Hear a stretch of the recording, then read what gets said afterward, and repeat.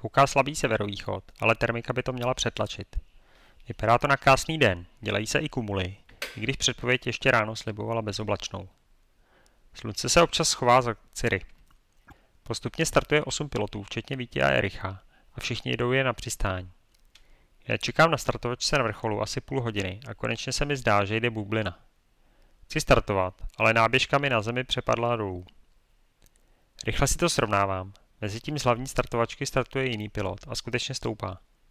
Bez paniky startuji za ním a taky stoupám, pak startují i další. Dostoupám do 700 metrů nad mořem a jako skoro vždy z toho vypadávám. Ostatní piloti naštěstí stoupají jinde, tak za nimi letím a zachytávám se. Nefouká skoro žádný vítr, tak se rozhoduji pro ranskou maturitu.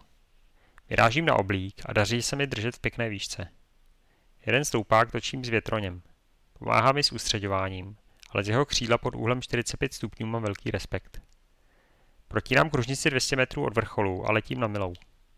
Taky protínám a mířím zpátky na ranu. Už je mi jasné, že to tentokrát zvládnu. U rané chytám pětkový stoupák, který mě vynese až nad 1500 metrů nad mořem, ale k základně mraku se dnes nedostanu. Různé mraky jsou různě vysoko a v 15 stech jasně vidím některé pode mnou, ale ten můj je ještě o něco výš.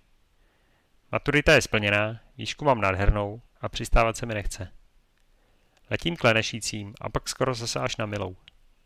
Cestou se koukám do aplikace Fly Sky High a snažím se vypozorovat, jak se mění klouzavost a rychlost vůči zemi se speedem a bez něj.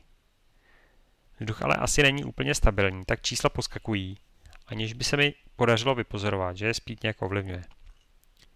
Mám za to, že jedno z pravidel maturity je přistát u kopce, ze kterého se startovalo, což je omyl. Tak už moc nechci riskovat a držím se u rané. Pomalu se blíží čas, kdy jsem chtěl odjíždět domů, tak přebytečnou výšku využívám ke zkoušení wingoutu. Nějak to nepřeháním, ale pohoupu se hezky ze strany na stranu. Snažím se držet směr a když mi to na jednu stranu ujede, tak si druhé zhoupnutí trochu protáhnu. Přistávám v klidu u skleníku. Dnes senzační den, kdy se dalo ve vzduchu držet úplně bez námahy.